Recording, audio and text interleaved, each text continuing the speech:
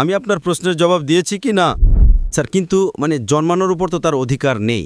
আপনি YouTube influencer, million million follower আছে। সরিয়ে দিয়েছে কেন? আমি বললাম ভাই টিকটকার আমার শত্রুতা, কিন্তু তার জন্য বেশি মুশকিল হবে তাই না, যে খ্রিস্টান হবে তার জন্য। আপনার যে টাকা আসে কি ইউটিউব থেকে? অবশ্যই আসে। আমি তো টাকা নেই না।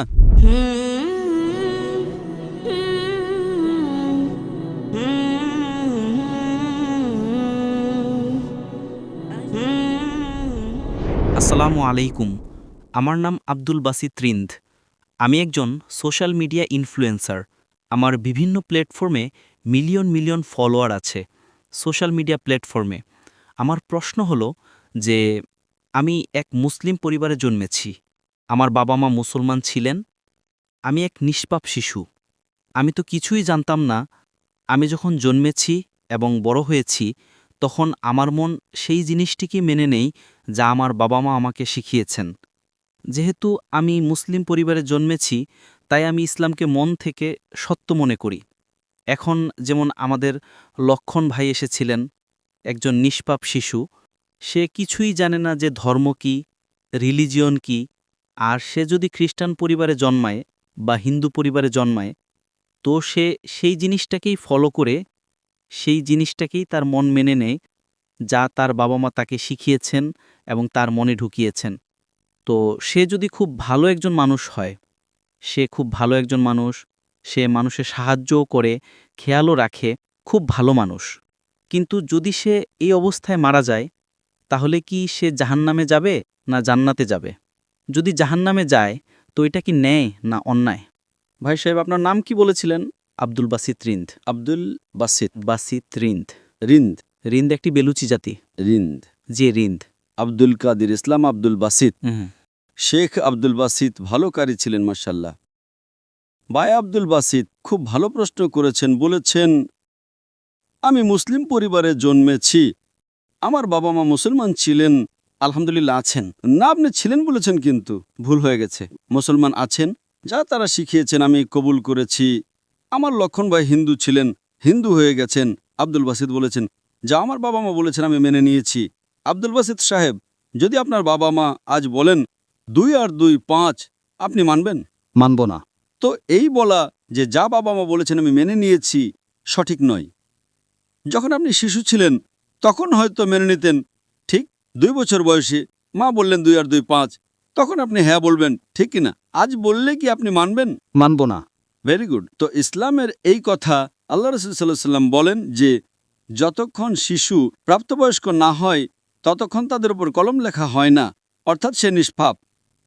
যদি লক্ষণ যে এখন প্রাপ্তবয়স্ক 25 বছর, 30 বছর, 35 বছর, জানি না, এখান থেকে দূরে দেখা যাচ্ছিল না, কিন্তু প্রাপ্তবয়স্ক তো, তাই না? যদি কোনো অমুসলিম হিন্দু পরিবারে জন্মায় বা খ্রিস্টান পরিবারে জন্মায় এবং প্রাপ্তবয়স্ক হওয়ার আগে 10 বছর বয়সে বা 8 বছর বয়সে তার মৃত্যু হয়ে যায়, তাহলে সে জাহান্নামে যাবে না, কারণ সে নিষ্পাপ। আপনি বুঝছেন? হ্যাঁ। কিন্তু একজন মানুষ যখন প্রাপ্তবয়স্ক হয়ে যায় তখন সে দায়ী। বাবা মাকে দোষী করা যাবে না। আজকের তারিখে আমি আপনাকে জিজ্ঞেস করেছি আপনার বাবা মা বলবেন 2 আর 2 5, আপনি মানবেন? আপনি বলেছেন না। তার মানে আজ আপনার বাবা আপনার মাতা যদি কোনো ভুল কথা বলেন, আপনার জ্ঞান বুদ্ধি এসেছে, আপনি কিছু কিছু ক্ষেত্রে ভুল জিনিসটা মেনে নেবেন, কিন্তু বেশিরভাগ ভুল জিনিসটাই মানবেন না। আপনি আপনার বাবা মাকে ভালোবাসেন, বাবা মাকে ভালোবাসেন, তার মানে এই না যে আপনি তাদের বিরুদ্ধে। কিন্তু এখন আপনি প্রাপ্তবয়স্ক হয়ে গেছেন, বুঝলেন? তো এই বলা যে কারণ বাবা মা, কোরআনের আয়াত এটা যে কাফের, এটা বলতে পারবে না যে তাদের বাবা মা কাফির ছিলেন, এটা যথেষ্ট নয়। কোরআনের আয়াত এটা। তো তার মানে যদি শৈশবে কোনো শিশুর ইন্তেকাল হয়ে যায়, সে মুসলিম পরিবার থেকে হোক বা অমুসলিম পরিবার থেকেও, যদি প্রাপ্তবয়স্ক না হয় তো কলম তাদের উপর চলে না, তারা জাহান্নামে যাবে না। কাফের একবার প্রাপ্তবয়স্ক হয়ে গেলে তাদের জ্ঞান হয়ে যায়, তারপরে। এই জন্য আল্লাহ রাসূল সাল্লাল্লাহু আলাইহি সাল্লাম বলেন যে প্রত্যেকটি শিশু দ্বীনের ফিতরতে জন্মায়। তারপর তার বাবা মা তাকে মূর্তি পূজা শেখায়, তাকে আগুন পূজা করতে শেখায় এবং সে মূর্তি পূজা করতে শুরু করে। শিশু হলে ক্ষমা হয়ে যাবে, প্রাপ্তবয়স্ক হয়ে গেলে তার জ্ঞান এসে যায়, তো সে দায়ী। তো যদি একজন মানুষ প্রাপ্তবয়স্ক হয়ে যায় 25 বছর 30 বছর বয়সে, শিরক করে এবং তার ইন্তেকাল হয়, তো সে দায়ী। আপনি আমাকে কথা বলার জন্য জিজ্ঞেস করেছেন যে আপনি মনে করেন শুধু মুসলমান হয়ে জন্মালেই জান্নাতে যাবে। ইসলামে জান্নাতে যাওয়ার জন্য 4টি জিনিসের প্রয়োজন। আমি বলেছিলাম ঈমান, عمل الصالحات إيمان righteous deed وتواصوا بالحق হকের দিকে ডাকো এবং সবরের দিকে ডাকো। 4টি জিনিসের প্রয়োজন। আপনি খুব ভালো মানুষ হবেন, নামাজ পড়বেন 5 ওয়াক্ত, হজে যাবেন, রোজা রাখবেন, কিন্তু যদি আপনি দাওয়াত না দেন তো আপনি সাধারণত জান্নাতে যাবেন না। আল্লাহ সুবহানাহু ওয়া তাআলা আপনাকে মাফ করতে চান এবং জান্নাতে দিতে চাইলে সেটা আল্লাহর ইচ্ছা, তিনি দিতে পারেন, কিন্তু সাধারণত আপনি জান্নাতে যাবেন না। একইভাবে অনেক অমুসলিম মুসলমান হচ্ছে লাখো লাখো সংখ্যায়। আপনি বুঝছেন তো, লাখো লাখো সংখ্যায় অমুসলিম ইসলাম কবুল করছে, তারা জান্নাতে যাবে কিনা? হ্যাঁ, যাবে কিনা? অবশ্যই যাবে। আর একজন মানুষ আজ যদি ইসলাম কবুল করে, আল্লাহ রাসূল সাল্লাল্লাহু আলাইহি সাল্লাম বলেন তার সব গুনাহ মাফ। আমার চেয়ে আপনার চেয়ে ভালো হবে, তাই না? আমরা যতই ভালো হই ছোটখাটো গুনাহ তো করি। তো এই বলা, তো এটা আল্লাহ সুবহানাহু ওয়া তাআলার হিকমত। لا إكراه في الدين আমাদের দিনে কোনো জোরজবস্তি নেই। আপনি বলবেন না, কিন্তু চান্স আছে যে সে অমুসলিম হয়তো জন্মেছে, তো ইসলাম করার চান্স কম। একদম সঠিক, কম। মুসলমান হওয়ার পরেও আজকের অবস্থা দেখে কি মনে হয় যে আমরা জান্নাতে যাব? সে মহিলা কি বলছিল যে শিশুকামিতা করে জান্নাতে যাবে? আপনার কি মনে হয়? সেটা তো আমাদের ইসলামিক শিক্ষায় নেই, একদমই না। কিন্তু জান্নাতে যাবে কি? সে মুসলমান যদি নিজেকে মুসলমান বলে আর পেডোফিলিয়া করে, জান্নাতে যাবে? একদম না। যদি সেই মহিলা সঠিক হয় যে পেডোফিলিয়া আছে, তো তার প্রথম অংশ ভুল, সে মুসলমানই নয়। হ্যাঁ, নাম হবে, কালিমা পড়বে, কিন্তু এটা বলা যায় আমরা দিনই, এটা ভুল। যদি সে ক্ষমা প্রার্থনা করে, আল্লাহ তাকে মাফ করতে পারেন যে কোনো গুনাহ, কিন্তু এটা বলা যায় ইসলামিক নামের মুসলমান হবে বা অনুশীলনকারী মুসলমান হবে। তো আমাদের ভুল বোঝাবুঝি আছে যে মুসলমান পরিবারে জন্মালো তো জান্নাতের টিকিট পেয়ে গেল, এটা আমাদের ভুল বোঝাবুঝি। আমি নিজেও জিহাদ করছি, আমিও জানি না আমার জান্নাতের টিকিট আছে কিনা, এজন্য আমি মেহনত করি, রাত জাগি, দোয়া করে আল্লাহ তাআলা কবুল করুন। আল্লাহ রাসূল সাল্লাল্লাহু আলাইহি সাল্লাম প্রতিদিন 70 বার ইস্তেগফার করতেন। কতবার? 70 বার। আল্লাহ রাসূল পৃথিবীর সবচেয়ে সেরা মানুষ, সবচেয়ে বেশি মুসলমান 70 বার ইস্তেগফার করতেন। বলতেন যে আমার রব যে আমাকে এত নিয়ামত দেয়, আমি যা কিছু করি মাফ করে, আমি যদি ইস্তেগফার না করি তো কে করবে? তো এটা আজকের আমাদের সমাজে ভুল বোঝাবুঝি আছে যে আমরা মুসলমান তো ব্যাস জান্নাতের টিকিট পেয়ে গেলাম। আমরা দোয়া করি আল্লাহ তাআলা আমাদের মাফ করুন। তো আল্লাহ সুবহানাহু ওয়া তাআলা যদি কোনো অমুসলিম জন্মায় এবং প্রাপ্তবয়স্ক হওয়ার আগে মারা যায় তো সে জাহান্নামে যাবে না। প্রাপ্তবয়স্ক হওয়ার পর তার ভুল আছে, সে দায়ী। যেভাবে আপনি বলেন 2 আর 2 5 আমি মানব না, তো সে কেন মানবে যে মূর্তি পূজা ভুল? আপনি বুঝছেন, কারণ আল্লাহ সুবহানাহু ওয়া তাআলা আমাদের সৃষ্টিকর্তা, আমাদের মালিক, তিনি এত নিয়ামত দিয়েছেন আমাদের, আমরা তার শুকরিয়া আদায় করতে পারি না। গণিতে ভুল করা কি একটু গুনাহ? যদি কোনো মুসলমান 2 আর 2 5 বলে জান্নাতে যাবে? আপনি বলবেন ভাই জ্ঞান নেই, গণিতে দুর্বল, ঠিক কিনা? আপনি তো তাকে মারতে পারবেন না, তাই না? পারবেন না। তো কে বড় গুনাহগার, 2 আর 2 5 বলার লোক নাকি যে মূর্তি পূজা করে? মূর্তি পূজা অবশ্যই। আল্লাহ আমাদের এত নিয়ামত দিয়েছেন, তাই না? আমরা আল্লাহর শুকরিয়া আদায় করি। কত লোক শুকরিয়া আদায় করে যে আল্লাহ আমাদের এত ভালো ঘর দিয়েছেন, এত ভালো পোশাক দিয়েছেন, এত ভালো গাড়ি দিয়েছেন, খাবার দিয়েছেন। আমরা কতবার শুকরিয়া আদায় করি পানি পান করার জন্য। যদি কিছুদিনের জন্য 2-3 সপ্তাহের জন্য পানি না পাই মারা যাব, কতবার শুকরিয়া আদায় করি? আমি জিজ্ঞেস করতে চাই এই বিশাল মজমা থেকে কত লোক আল্লাহর শুকরিয়া আদায় করেছে যে তিনি আমাদের শ্বাস অক্সিজেন দিচ্ছেন? কত লোক আল্লাহর শুকরিয়া আদায় করেছে? হাত উপরে করো। শ্বাস প্রশ্বাসের জন্য, পানির জন্য নয়। যে আল্লাহ তাআলা আমাদের বাতাস দিচ্ছেন যাতে আমরা বাঁচতে পারি, আধা ঘন্টার জন্য আমরা বাতাস না পেলে মারা যাব। কত লোক আল্লাহর শুকরিয়া আদায় করেছে শ্বাস প্রশ্বাসের জন্য? 4-5%। মাশাআল্লাহ, আপনি হয়তো আমার লেকচার শুনেছেন। আপনি লেকচার শুনেছিলেন জীবনের উদ্দেশ্য কি? কত লোক আমার লেকচার শুনেছে আজকের আগে? জীবনের উদ্দেশ্য কি? হাত উপরে করো। মাশাআল্লাহ, তার চেয়ে বেশি সংখ্যা। মানে আপনি যদি লেকচার শুনে থাকেন তো লেকচার আমি এটাই বলি, এখানে একটু সময়ের অভাব ছিল তাই লেকচারের পর আমি বলছি আমি যে শ্বাস নেই তার তো শুকরিয়া আদায় করা উচিত। তো আমরা কত অকৃতজ্ঞ। আল্লাহ তাআলা বলেন যখন আল্লাহ তাআলা আপনার সব মুশকিল দূর করে দেন, আপনি আল্লাহকে ভুলে যান, মুশকিল এলে আবার আল্লাহকে স্মরণ করেন। তো আপনার প্রশ্ন সম্পর্কে, যদি একজন অমুসলিম প্রাপ্তবয়স্ক হয়ে যায়, হওয়ার পর তার ক্ষমা নেই, হওয়ার আগে ক্ষমা আছে। স্যার, আমি ভাগ্যবান যে আমি মুসলিম পরিবারে জন্মেছি, কিন্তু তুলনামূলকভাবে যদি কেউ খ্রিস্টান পরিবারে জন্মায়, তো এটা তো তার ভুল নয় যে সে ওই পরিবারে জন্মেছে, তার জন্য তো বেশি মুশকিল হবে, তাই না? ভাই সাহেব, আপনি আমার প্রশ্নের জবাব শুনেছেন কি শোনেননি? হ্যাঁ, অবশ্যই শুনেছি। আমি এর জবাব দিয়েছি কি না? স্যার, কিন্তু জন্মানোর উপর তো তার অধিকার নেই। সে মুসলিমও হতে পারে এবং অমুসলিমও হতে পারে। আপনি আমার জবাব শুনেছেন কি শোনেননি? শুনেছি, অবশ্যই। আমি আপনার প্রশ্নের জবাব দিয়েছি কি না? দিয়েছেন, অবশ্যই। তো দিয়েছি, তো আবার কেন পুনরাবৃত্তি করছেন? আমি স্পষ্ট বলে দিয়েছি, মুসলিম পরিবারে জন্মানো জান্নাতের টিকিট নয় এবং অমুসলিম পরিবারে জন্মানো জাহান্নামের টিকিট নয়। কিন্তু তার জন্য বেশি মুশকিল হবে, তাই না, যে খ্রিস্টান হবে তার জন্য। আপনার মনে হয় ভুল বুঝাবুঝি আছে যে আমি শতভাগ জান্নাতে যাব। আমি কষ্ট কেন করছি?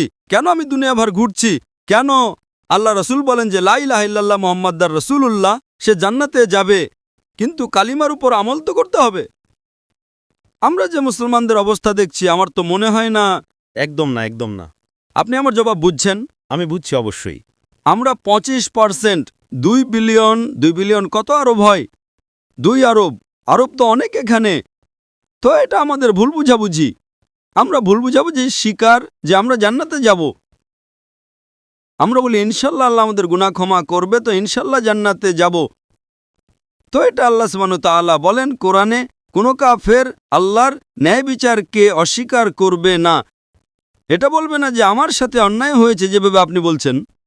সে বলবে আল্লাহ তাআলা আমাকে আরও একটি সুযোগ দিন। আল্লাহ বলবেন সময় শেষ, এই দুনিয়াতে অনেক সুযোগ দিয়েছি। ঠিক তাই না? অনেক লেকচার মিলেছে, হয়তো জাকির নায়েকের লেকচার শুনেছে। এখন লক্ষণ আমার লেকচার শোনার পর মূর্তি পূজা করবে, আপনি তাকে দোষী করবেন কি না? অবশ্যই আপনি যুক্তিক বলেছেন যে যদি সে আখেরাতে বলে আল্লাহ তাআলা আমার জানা ছিল না যে মূর্তি পূজা ভুল, আরে আমি তো স্বামী প্রভুপাদের কথা মেনেছি, ও ডক্টর জাকির নায়েকের কথা মানেনি, ফেসে যাবে কি না? আর হয়তো আপনি জানেন না ডক্টর জাকির নায়েকের কথা আজকের তারিখে কোটি কোটি অমুসলিম শুনে, কোটি কোটি। সুবহানাল্লাহ, আলহামদুলিল্লাহ। তো যদি আমার কথা আমি বলি যে আমি খুব মহান, আমি ছোটখাটো একজন দায়ী, আল্লাহকে বলি, তো আমাদের এই কর্তব্য যে কোনো অমুসলিমকে পাই তাকে বলো আপনি কত অমুসলিমকে দাওয়াত দিয়েছেন, আপনি ইউটিউব ইনফ্লুয়েন্সার। আমি আপনার ব্যক্তিগত জীবনে যেতে চাই না। ইউটিউব ইনফ্লুয়েন্সার ভালো হয়, খারাপও হয়, ইসলামিকও হয়, গায়ের ইসলামিকও হয়। আমারও ইউটিউবারদের সাথে চ্যাট হয়েছিল, পডকাস্ট, ঠিক তাই না? তো এই জিনিস যে আপনার দেখা উচিত। আপনি ইউটিউবার, আমিও ইউটিউব ইনফ্লুয়েন্সার। আপনার কত মিলিয়ন আছে ফেসবুকে? टिकटॉक पे 3.7 मिलियन है। টিকটক তো আমাকে ব্যান করে দিয়েছে, কারণ আমি আমার চীনা ভাইদের পক্ষ থেকে কি করেছি, আমাকে ব্যান করে দিয়েছে। তো এক মোটে গভর্নরের ছেলে, আমার ছেলে পরশু আমার ভিডিও নিয়েছে, পডকাস্ট নিয়েছে, বলল আব্বা 1.5 মিলিয়ন পৌঁছে গেছে, মর্নিংয়ে আউট। বলল আরে সরিয়ে দিয়েছে কেন? আমি বললাম ভাই টিকটক আর আমার শত্রুতা, আমার টিকটকের সাথে শত্রুতা নেই, টিকটকের আমার সাথে শত্রুতা আছে। আপনি বুঝলেন তাই না? আপনার 1.5 মিলিয়ন কয়েক ঘন্টার মধ্যে, তাদের ছেলের 1.5 মিলিয়ন টিকটকে ফলোয়ার অনেক, কিন্তু ভিডিও সরিয়ে দিয়েছে। যারা উইঘুর মুসলিম তাতে সমর্থন করেছি, আপনিও সমর্থন করবেন, আপনাকেও ব্যান করে দেবে। তো সামলে থেকো। আপনি বুঝলেন তাই না? অবশ্যই। আচ্ছা, আমি তো টিকটকের নই। আপনার ফেসবুকে কত ইনফ্লুয়েন্সার আছে, কত ফলোয়ার আছে? ফেসবুকে প্রায় 1.5 লাখ হতে চলেছে। 1.5 লাখ হতে চলেছে। আমার এখনই 24 মিলিয়ন হয়েছে 2 দিন আগে, আলহামদুলিল্লাহ। 24 মিলিয়ন। তো আমিও সোশ্যাল মিডিয়া ইনফ্লুয়েন্সার, তাই না? অবশ্যই। আপনার ইউটিউবে কত? ইউটিউবে 265,000। 265,000, মাশাআল্লাহ। আমার 4 মিলিয়ন এখনই হয়ে গেছে 2 দিন আগে। মাশাআল্লাহ। আমিও ইউটিউব ইনফ্লুয়েন্সার, তাই না? অবশ্যই। তো আমার পেশা হলো YouTube influencer, Facebook influencer, social media influencer, lecture influencer, মানুষকে আল্লাহর দিকে প্রভাবিত করা, ঠিক কি না? অবশ্যই। এখন আপনার ইউটিউব ইনফ্লুয়েন্সার হওয়ার বিষয়টা কি? Influencing towards what? Blogging. Blogging. কিন্তু ব্লগিংয়ের মাঝে চেষ্টা করি যে জ্ঞান কখনো অর্জন করি আপনার ভিডিও থেকে, ডক্টর ইসরা সাহেবের ভিডিও থেকে চেষ্টা করি কিছু, মাশাআল্লাহ। কিন্তু সাইট তো ব্লগিংই, তাই না? অবশ্যই। আমি আমার মেডিকেল পেশে ছেড়ে দিয়েছি। তো এটাই তো, যদি আপনি ইনফ্লুয়েন্স করবেন ব্লগিংয়ের দিকে, তার চেয়ে ভালো আল্লাহর দিকে আপনার ফলোয়ার্স যদি অর্ধেকও হয়ে যায় 10%ও, আমার আপনার কাছে অনুরোধ, আমার আপনার কাছে আবেদন যে আপনি ইসলামিক ইউটিউব ইনফ্লুয়েন্সার হন। হয়তো আপনার ফলোয়ার্স 4 মিলিয়ন থেকে 1 মিলিয়ন হয়ে যাবে। আপনার যে টাকা আসে কি ইউটিউব থেকে? অবশ্যই আসে। আমি তো টাকা নেই না। আমাকে বলে আপনি যদি ফেসবুকে অ্যাড নেন আপনাকে $50,000 প্রতি মাসে মিলবে। আরে ভাই, আমাকে জান্নাতে যেতে হবে। $50,000, আপনি আমাকে $50 মিলিয়ন দেবেন তো আমি অ্যাড দেব না? বেশিরভাগ সোশ্যাল মিডিয়ায় অ্যাড দেওয়া হারাম। আপনার চ্যানেলে মেয়ে আসবে, ছোট ছোট পোশাকে আসবে। আরে কেন আমাকে জাহান্নামে নিয়ে যাবে ভাই? আমার ইউটিউব সোশ্যাল মিডিয়ায় নো মনিটাইজেশন। কখনো কখনো কেউ স্ট্রাইক করেছে, যদি আমি অডিও ব্যবহার করেছি অনুমতি নিয়ে তার ম্যানেজারকে জানা না থাকলে, তো কখনো ভুল করে অ্যাড চলে আসে। আমার হিসাব অনুযায়ী আমিও সোশ্যাল মিডিয়া বিশেষজ্ঞ। মাশাল্লাহ। নো ব্লগিং, শুধু আল্লাহর দিকে প্রবেশ। মাশাল্লাহ। আর দরকার নাই আল্লাহ তাআলা আমাকে প্রতিদিন লাখো দেন, তো কেন আমি ইউটিউব থেকে নেব ভাই? ইউটিউব থেকে হারাম কামাই। ইউটিউবের অ্যাড থেকে যদি আপনি কামান, ওই অ্যাডে মেয়ে আসবে, এটা আসবে, ওটা আসবে। আপনি হয়তো অ্যালকোহল অ্যাডকে ব্যান করবেন, কিন্তু মেয়েদের তো ব্যান করতে পারবেন না, তাই না? পারবেন কি? পারবো না। আমাদের সমাজে পেডোফিলিয়া ছড়াবে কার কারণে? আপনি বুঝছেন তাই না? প্রত্যেক মানুষ মনে করে আমি তো ইসলামিক, ইউটিউব ইনফ্লুয়েন্সিং খুব কম, কামানো তো ছেড়েই দাও। আমি কামাতে পারি, 24 মিলিয়ন ফলোয়ার আছে, ঠিক তাই না? আমার কপি কেউ করতে পারে বিনামূল্যে। আমার ইউটিউবের মাধ্যমে কত লোক $10,000 $50,000 প্রতি মাসে কামায়। থাম্বনেলে কি দেয়? মেয়ের ছবি দিয়ে দেয়। আমার এতে লাখ লাখ, তার উপর 2 মিলিয়ন। আমি সব কামাবো, তাই না? সে কি কামাবে? টাকা। টাকা আর নরক। আমি বললাম নো কপিরাইট, টাকা তুই কামা ভাই, আমাকে সব কামাতে দে। আমি হিট করব না, তার টাকা আমার কাছে চলে আসবে, ঠিক কিনা? আমি বলি নো কপিরাইট, আমার ভিডিও নাই, কিন্তু আমি কি বলি আমার ভিডিওর উপর শ্যাডো ব্যান। শ্যাডো ব্যান জানেন তো? না, শ্যাডো ব্যান। আমি বললাম ভাই কাজ করো, টাকা কামাও, আমাকে সব পেতে দাও। আমি রিলস করি, আমার ভিডিও প্রথমে 100,000, 1 মিলিয়ন, এখন 2,000, 3,000, এখন পাকিস্তানে মাশাআল্লাহ বেড়ে গেছে 1 লাখ, 2 লাখ হয়ে গেছে, কারণ হিট অনেক।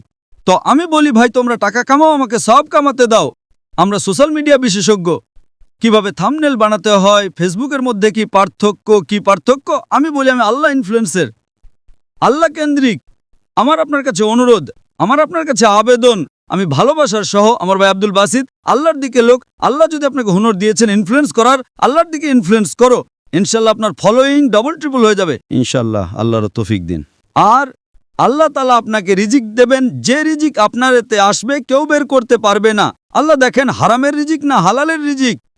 আপনি মনে করেন যে আপনি অ্যাড বন্ধ করে দেবেন তো রিজিক বন্ধ হয়ে যাবে, অ্যাড বন্ধ করো রিজিক ডাবল হয়ে যাবে ইনশাআল্লাহ। আল্লাহ তাআলার অনেক দরজা খুলবে। আপনি বললেন আপনি আমার দ্বারা ইনফ্লুয়েন্সড হয়েছেন, একদম সঠিক। টোটালি ইনফ্লুয়েন্সড হননি। যদি টোটালি ইনফ্লুয়েন্সড হতেন তো ইনশাআল্লাহ আপনি ডক্টর ইসরার আহমদ দ্বারা ইনফ্লুয়েন্সড হয়েছেন। আপনি যদি ডক্টর ইসরার আহমদকে বলেন আমি ব্লগিং করছি, খুশি হবেন? একদম না। আল্লাহ আপনাকে হিদায়েত দিন, আল্লাহ আপনাকে প্রতিদান দিন। আপনি ভালো কাজ করছেন ইনশাআল্লাহ, খালি একটু টুইস্ট নিয়ে আসুন। যে আমার পডকাস্ট করেছে বা যা করেছে আমি তাকে হিদায়েত দিয়েছি। না না ডক্টর সাহেব, আমি তো নতুন চ্যানেল ব্যবহার করেছি। ভালো কথা করো ভাই। একদিনে 1.2 মিলিয়ন। একদিনে কত? 1.2 মিলিয়ন। 1.2 মিলিয়ন ভিউয়ার আমার ছেলে ট্র্যাক করছিল। 2 দিনে 2 মিলিয়ন। এখনই পডকাস্ট মালয়েশিয়া এসেছিল আমার কাছে নেওয়ার জন্যে। হ্যাঁ লোক ভাই, চলো ভাই পাকিস্তানি, মোহব্বত করে আলহামদুলিল্লাহ এখন 5 মিলিয়নের উপরে হয়ে গেছে এক সপ্তাহে। একদিনে 1.2 মিলিয়ন। যে আমিও ভিডিও দেখেছি, ভালো তাই না? ভালো লেগেছে? 1.2 মিলিয়ন একদিনে, 24 ঘন্টারও কম সময়ে, ভালো তাই না? আমি নিজে এটা ভেবেছিলাম যে আপনার অ্যাকাউন্ট শ্যাডো ব্যান, কারণ অন্যদের এত ভিউজ বা দর্শক মিলছে, আপনাকে ততটা। আরে আমার চ্যানেল ব্যান নয়, টিকটকে আমি ব্যান। টিকটকে পুরো ব্যান, কারণ আমি আমার ভাই যারা চিনে তাদের জন্য। আমার মন টিকটক ব্যান করবে, কি যায় আসে, আল্লাহ আমাকে ব্যান না করলেই হলো, ঠিক তাই না? অবশ্যই। আমাদের দেশের মুসলিম দেশের যখন প্রধানমন্ত্রীকে জিজ্ঞেস করে উইঘুর মুসলিমদের ব্যাপারে, আমাদের জানা নেই। আরে কিভাবে জানা নেই? আপনি যদি মুসলিম দেশের প্রধানমন্ত্রী হন, আপনাকে জিজ্ঞেস করা হয় উইঘুর মুসলিমদের ব্যাপারে, আপনি বলেন জানা নেই। কি হয়ে গেছে আমাদের সমাজের? যদি আমাদের ভাই উইঘুর মুসলিম, তাদের উপর জুলুম হচ্ছে, আপনি বলেন জানা নেই। যখন আমি ডঙ্কা মেরে তাদের সমর্থন করলাম, মালয়েশিয়াতে টিকটকে কাউকে ব্যান করেন না, জানেন তো? জাকির নাইককে। তো আমি গর্বের সাথে বলি মাশাআল্লাহ, শয়তান আমাকে ব্যান করেছে, আলহামদুলিল্লাহ। সেখানকার দরজা বন্ধ, তো এখানকার দরজা খোলা। আল্লাহ তাআলা টেস্ট করেন আপনাকে, আল্লাহ তাআলা পরীক্ষা নেন আপনার। পরীক্ষা নেন ভাই, আমি আপনাকে পরীক্ষা করব। কি করতে হবে? আল্লাহ কেন্দ্রিক হন। মানুষকে আল্লাহর দিকে নিয়ে আসুন, আল্লাহ ইনফ্লুয়েন্সার হন, ইনশাআল্লাহ দুনিয়াতে ফায়দা হবে কি হবে না, আখিরাতে আপনার জান্নাত কনফার্ম। আশা করি উত্তর পেয়েছেন। ধন্যবাদ স্যার।